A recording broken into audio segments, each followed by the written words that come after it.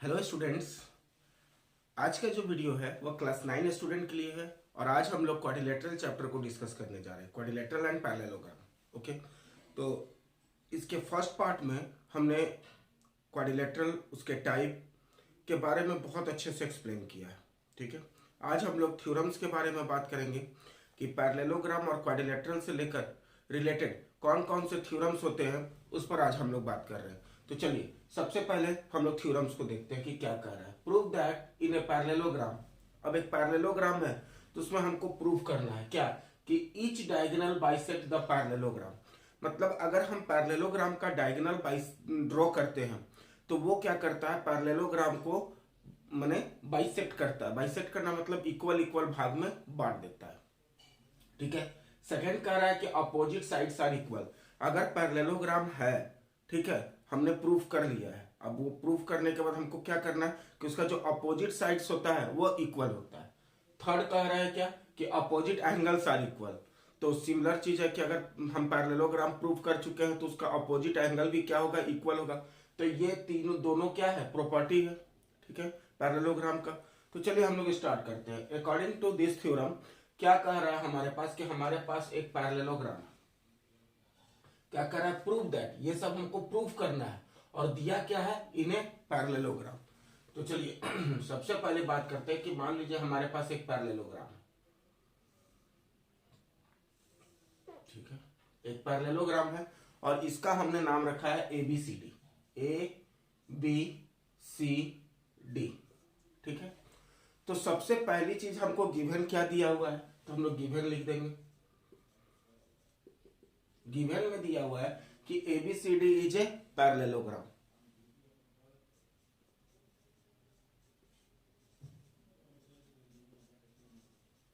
ABCD is a parallelogram.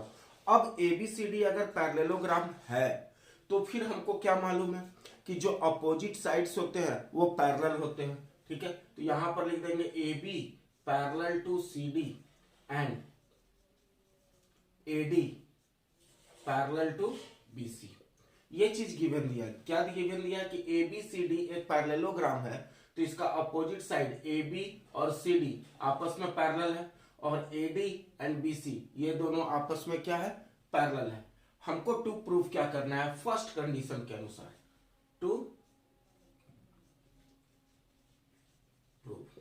क्या proof करना है, फर्स्ट कंडीशन के अनुसार कि अगर हम डायगोनल ड्रॉ करते हैं, AC मान लीजिए AC एक डायगोनल है।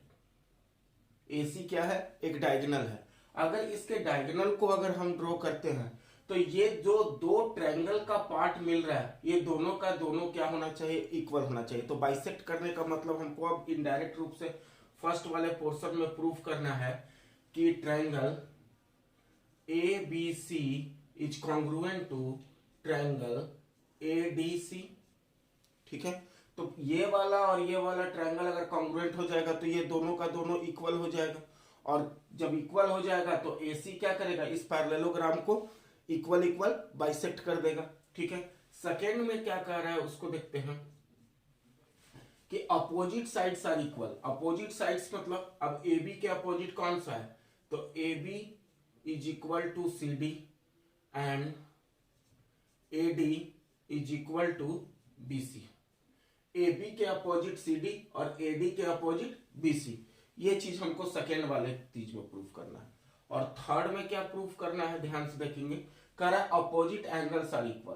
तो देखिए अपोजिट एंगल्स यहाँ कौन कौन है, अगर B की बात करें तो B के अपोजिट D है और A की बात करें तो A के अपोजिट C है। तो हम लोग को यहाँ प्रूफ करना है अपोजिट एंगल मतलब B is equal to angle D। अगर ये एक प्रूफ हो जाएगा तो सिमिलरली हम इसको लिख सकते हैं कि angle A is equal to angle C।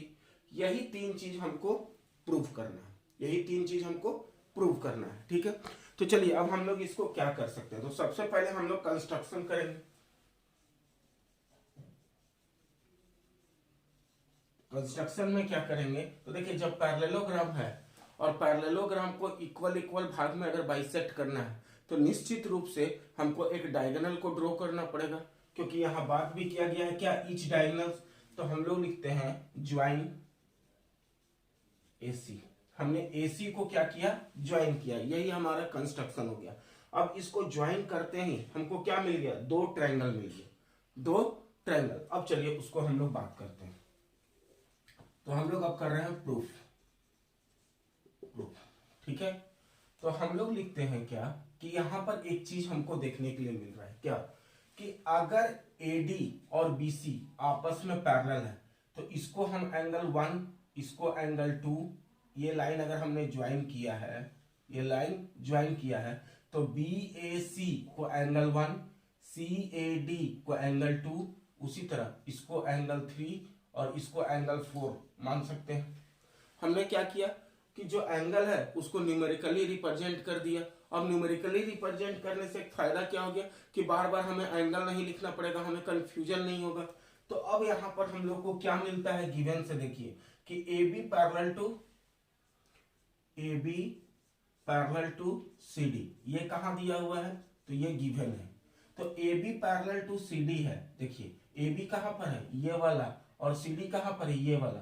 तो ये एक ट्रांसवर्स, देखिए हम लोग कॉन्सेप्ट क्या जानते हैं कि अगर एक पैरेलल लाइन है और हम ट्रांसवर्स लाइन को लेते हैं तो ये एंगल और ये एंगल आपस में अल्टरनेट इंटीरियर पेयर बनाता है, और अल्टरनेट इंटीरियर पेयर बनाने के कारण ये दोनों एंगल इक्वल होता है। तो यहाँ पर देखिए कि ये लाइन और ये लाइन पैरेलल है, और ये जो AC लाइन है ये ट्रांसवर्स लाइन का काम कर रहा है। तो एंगल 1 और एंगल 4, तो यहाँ पर क्या हो जाएगा, angle 1 is equal to angle 4, और यहाँ पर क्यों हो जाएगा, अल्टरनेट इंटीरियर एंगल होने के कारण एंगल 1 और एंगल 4 क्या हो जाएगा, इक्वल हो जाएगा। अगेन अब हम लोग किसकी किसकी बात कर रहे हैं, तो दूसरा चीज दिया है AD parallel to BC, AD parallel to BC।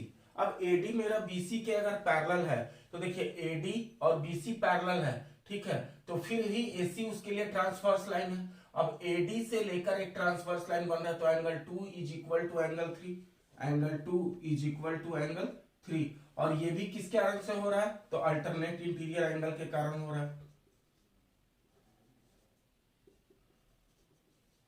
Interior angle के कारण हो रहा है। तो हमको अब दो चीज मिल गया, एक तो मिल गया एंगल 1 इक्वल टू एंगल 4, और दूसरा मिल गया एंगल 2 इक्वल टू एंगल 3।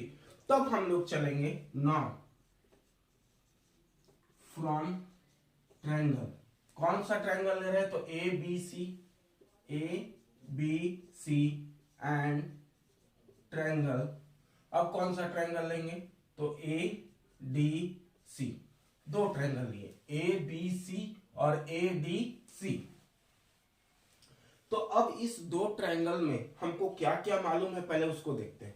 तो पहला यहां पर हमको क्या मिल गया, इसको इक्वेशन 1 मान लीजिए और इसको इक्वेशन 2 मान लीजिए, ठीक है। तो हम लोग लिख सकते हैं कि यहां पर angle 1 is equal to angle 4 from equation 1, equation 1 से हमको मिल गया। इक्वेशन 2 से क्या मिल गया, तो angle 2 equal to angle 3 from equation 2। Equation 2 से मिल गया कि एंगल 2 और एंगल 3 आपस में इक्वल है।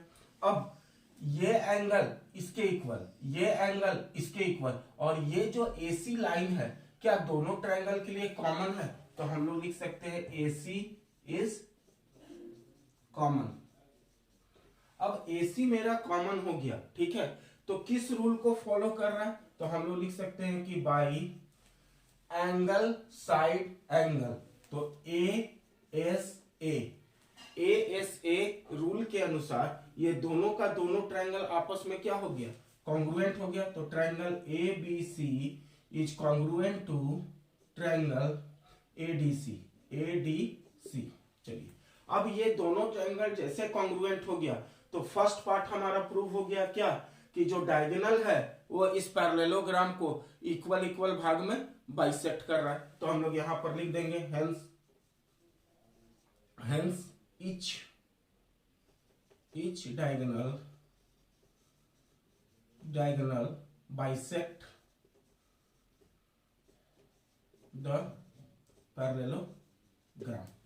अब दोनों ट्रायंगल कॉन्ग्रुएंट हो गया तो क्या हो गया कि जो डायगोनल के द्वारा जो दो ट्रायंगल बना था वो दोनों का दोनों इक्वल हो गया। इक्वल होने का मतलब कि ये डायगोनल इस पैरेललोग्राम को दो इक्वल भाग में डिवाइड कर दिया।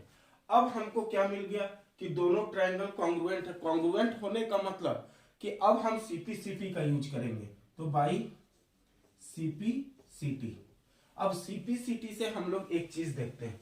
हम लोग को क्या मालूम है कि एंगल 1 और 4 इक्वल है, तो एंगल 1 और एंगल 4। अब इस वाले ट्रायंगल में एंगल 1 के अपोजिट कौन सा साइड है, BC, और एंगल 4 के अपोजिट कौन सा साइड है, AD। तो हम लोग लिख सकते हैं by CPCT BC is equal to AD। ठीक, अब दूसरा क्या दिया, एंगल 2 इक्वल टू एंगल 3। तो चलिए अब इस ट्रायंगल की बात करें तो एंगल 2 के सामने कौन सा साइड है, CD, और एंगल 3 के सामने कौन सा साइड है, AB। तो हम लोग लिख सकते हैं कि AB is equal to CD। यही चीज हमको सेकेंड में प्रूफ करना था। तो अगर ये दोनों ट्रायंगल हमारा कॉन्ग्रुएंट है, ठीक है, और ये पैरेललोग्राम है, ठीक है, तो ये डायगोनल क्या करेगा, इसको इक्वल भाग में डिवाइड करेगा, और इसका जो अपोजिट साइड्स है वो आपस में क्या होंगे, इक्वल होंगे। क्लियर। अब आइए, तो बाई CPCT अब ये दोनों ट्रायंगल अगर हमारा इक्वल है, और एक चीज हमको यहां से क्या मिल रहा है, AC इज कॉमन। तो AC को अगर कंसीडर करें और ट्रायंगल, दो ट्रायंगल बन रहा है, तो इस AC के अपोजिट कौन सा एंगल बन रहा है, B, और इसके अपोजिट कौन सा एंगल बन रहा है, D। तो हम लोग लिख सकते हैं कि therefore angle B is equal to angle D। Angle B equal to angle D। तो यहां से हमको क्या मिल गया, B इक्वल टू D।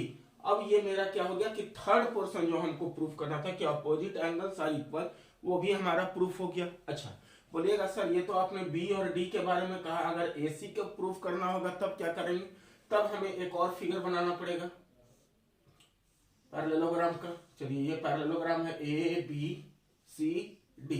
अब हम लोग BD वाले साइड को मिला देंगे, BD वाले साइड को मिला देंगे, और जो प्रोसेस को हमने फॉलो किया है सेम टू सेम प्रोसेस को जब फॉलो करेंगे तब हमको मिलेगा क्या, तो यहां लिखेंगे similarly angle A is equal to angle C। Angle A is equal to angle C। तो ये था 3 थ्योरम जिसको हमने प्रूफ किया। उम्मीद करते हैं आपको बहुत अच्छे से समझ में आया होगा। आज के लिए इतना ही, चलिए थैंक यू।